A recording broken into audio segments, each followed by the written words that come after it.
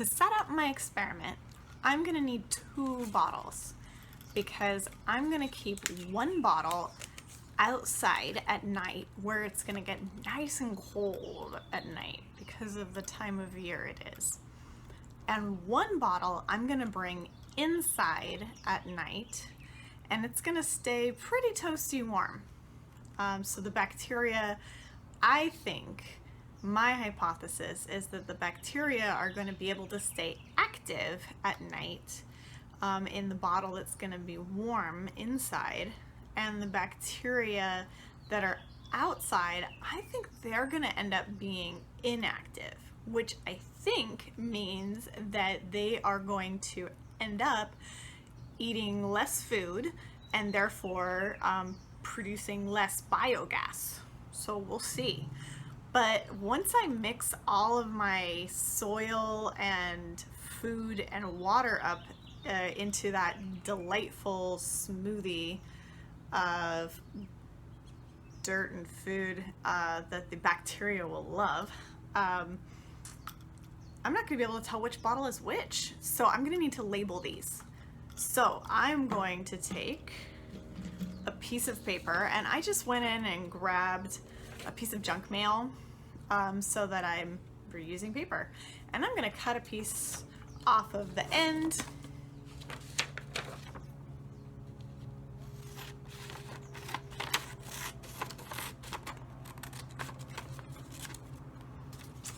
and then I'm going to make that into 2 labels. And now on one of these, I'm going to write indoor, warm, and on one of these, I'm going to write outdoor, cool.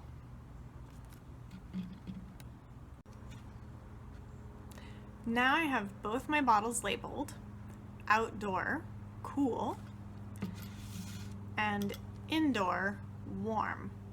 Now, obviously, I can't control exactly what temperature it will be, but I can measure what that temperature will be. So each morning, usually it's coolest about the time I get up in the morning. So I can get up and each morning I can measure what the temperature is. So I can measure the temperature on my thermostat inside, and then I can go outside with a thermometer and measure what the temperature is, and I can record that each day. And that way I'll know about what the coolest temperature is that each of the bottles reached. And then I will take both bottles outside so that during the daytime they should be about the same temperature. And then each night I will bring the indoor bottle inside and leave the outdoor bottle outside. And then I'll do that every day for a week and see if there's any difference. Now, I need to get these bottles set up. And that means I need to get dirt and food and water inside the bottles.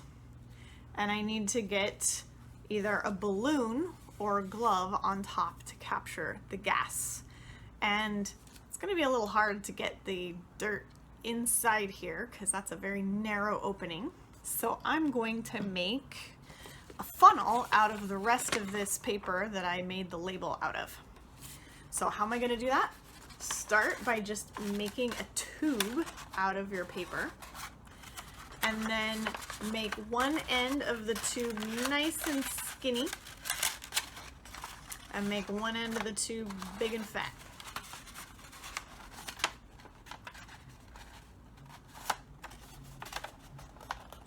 Just like that. Make it into a cone. And if the skinny end gets too skinny, don't worry about it. You can always cut it bigger if you need to. Use your tape to tape this end down, and that will hold it into a cone.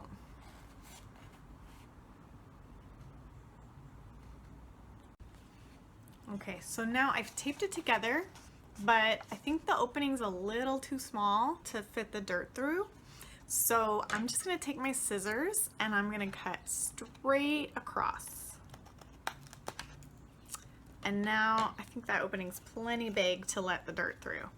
And It'll go straight into the bottle. You just have to be careful that you don't make it so big that it's bigger than the opening of the top of the bottle. But now I'm ready to go outside and start filling these bottles up with the lovely soil smoothie for our bacteria.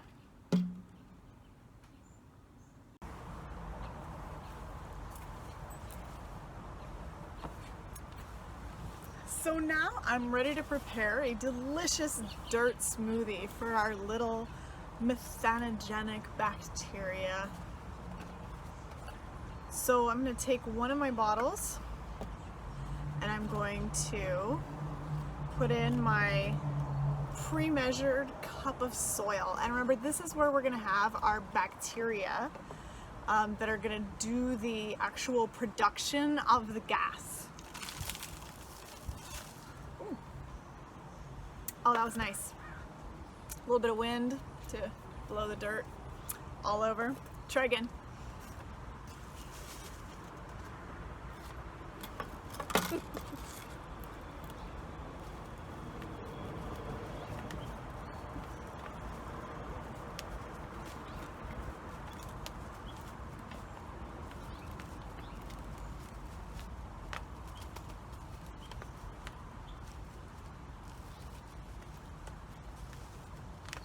The dirt is clumping a little bit, so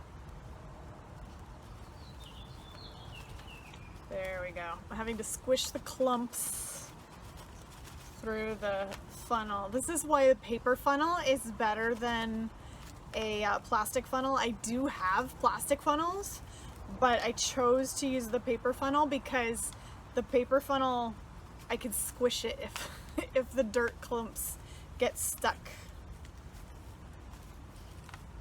which I can't do with the plastic funnel.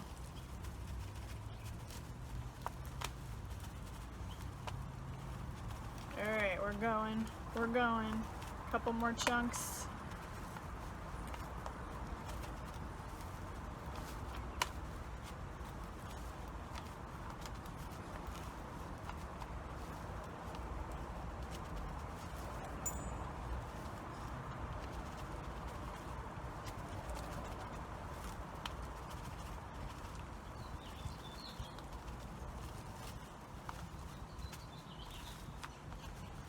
This is very clumpy dirt.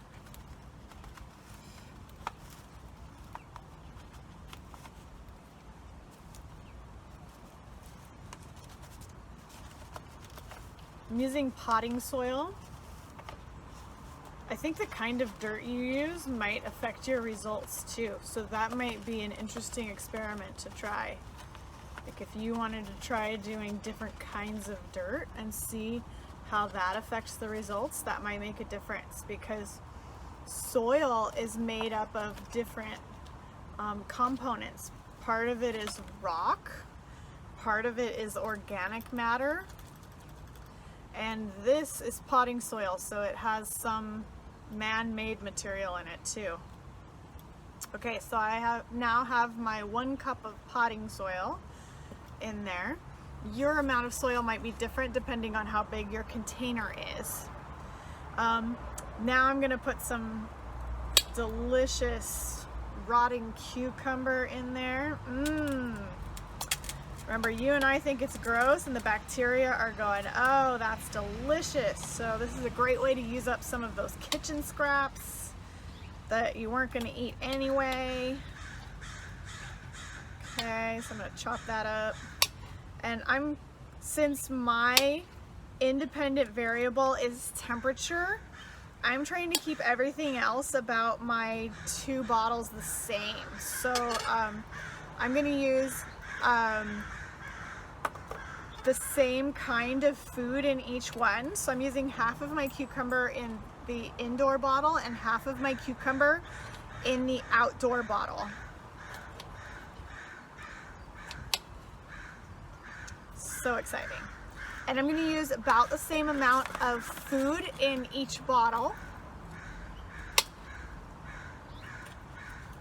About the same amount of food, yes, in each bottle, but also about the same amount of food as I use soil. So I'm going to try to get about a cup of food material. So I've got some tomatillo leaves here. I'm gonna break those up into pieces and start filling my cup here. And I've got some delightful rotting lettuce there. It was a brand new bag too. I don't know why it was bad already. So sad.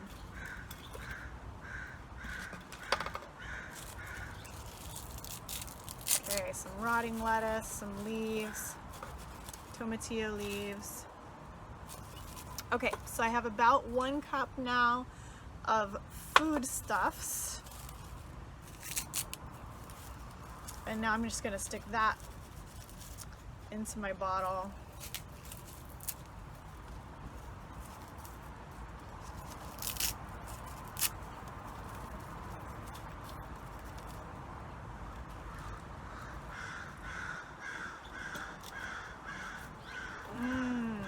Yum yum.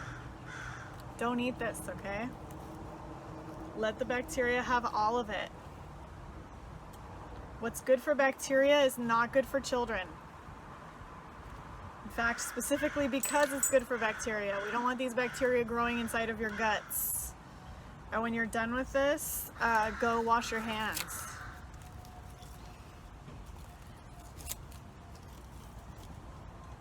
Oh yeah. Nice and gross.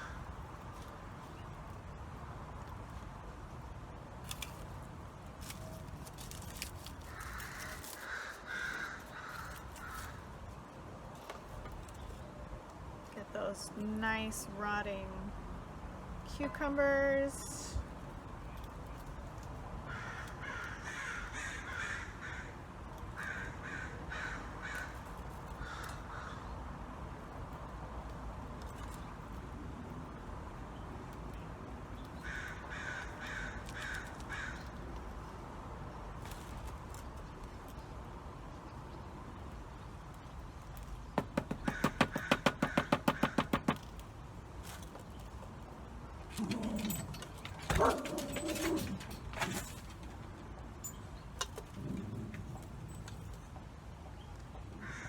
All right, and then I'm going to take this bottle and I'm going to fill it up. I'm going to cover it with water just until it gets above the level of the vegetables.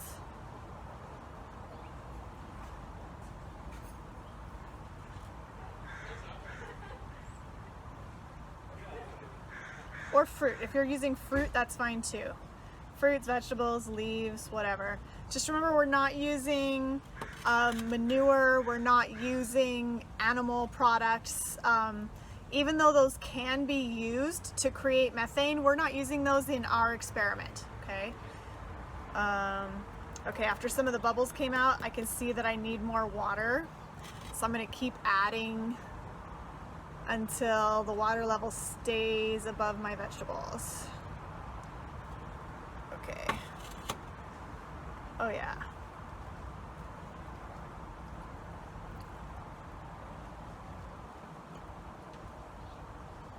Nice.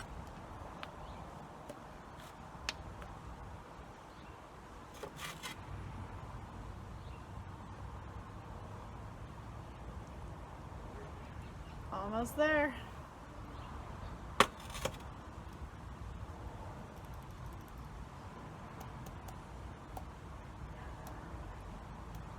Okay, one more step for our dirt smoothie. If we really want to turn this into a dirt smoothie, we're going to need to get that dirt mixed in with the vegetables. So if you have something long and straight that you can stir with, go ahead and do that. Or just put the lid back on the bottle and shake, shake, shake. Okay, shake it, shake it, shake it. Make sure your lid's on really well. Shake it, shake it, shake it until you get a nice dirt smoothie. Yeah, let's get that all mixed together. Let's get all the dirt all around it. Shake, shake, shake. Oh yeah.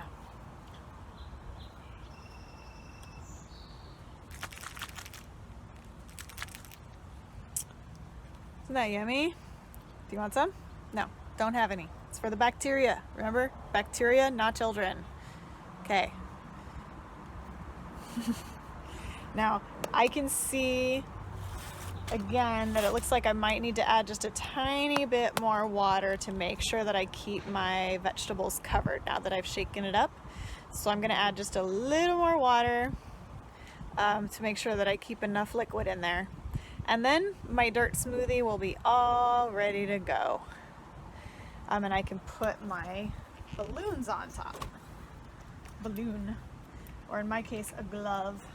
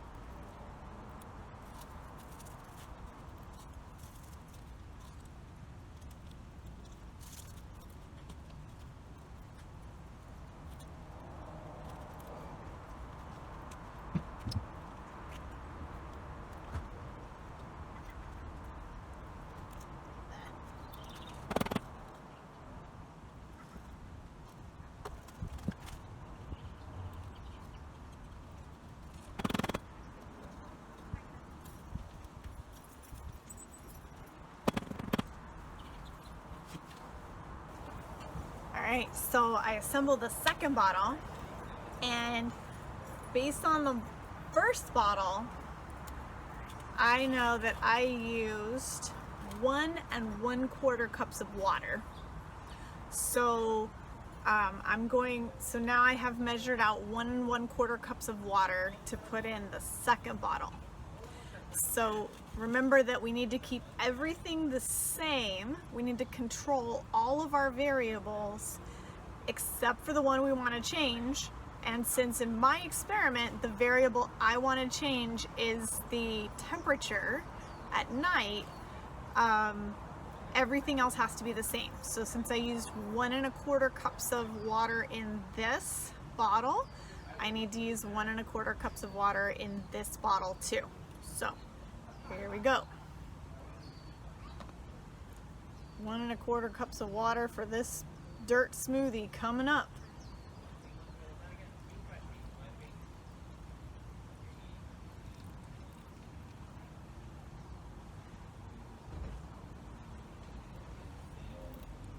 Oh, I might have to add it in batches like I did on the first one.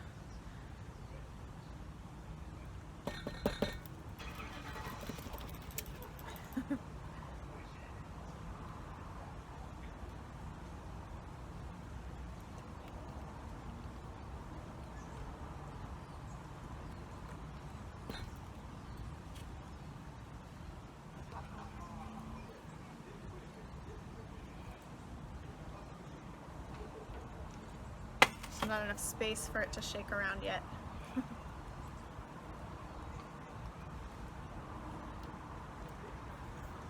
There we go.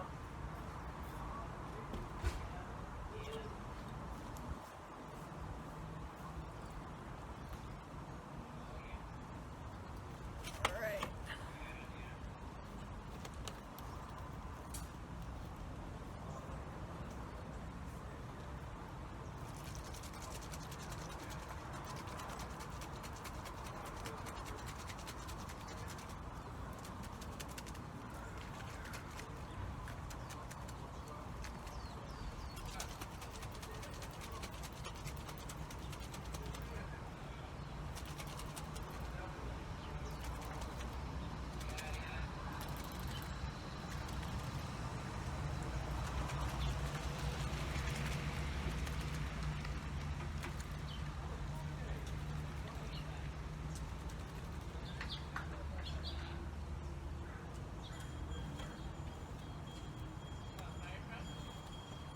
So now I need to tape my gloves on top to capture the gases.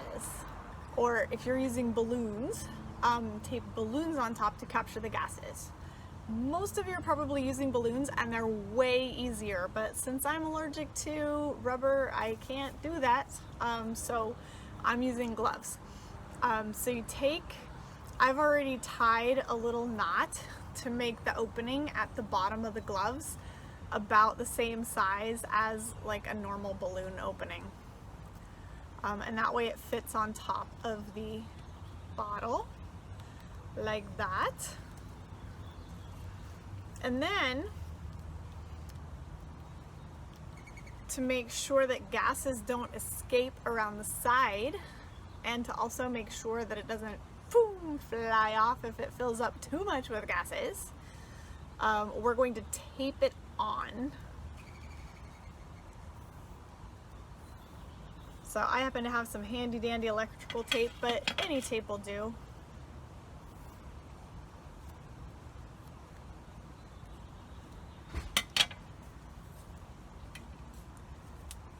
And I'm just going to strap that right around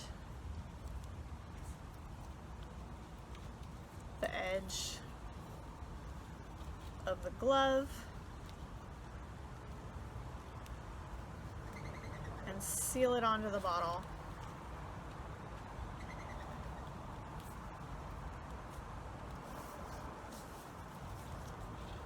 And notice right now it's completely deflated, so I have no gases in there whatsoever. So any gases that appear in there are going to be because the bacteria inside of here are producing them.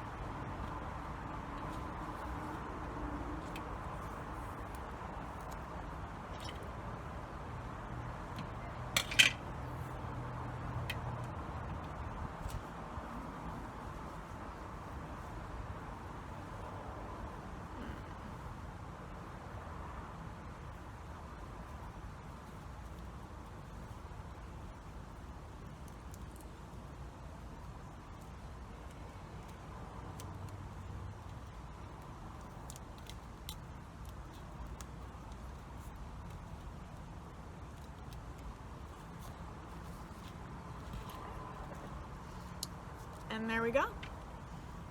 So I'm gonna go ahead and take a picture of these for my data slide, and then each day I will take a picture and measure how much gas these bacteria have produced.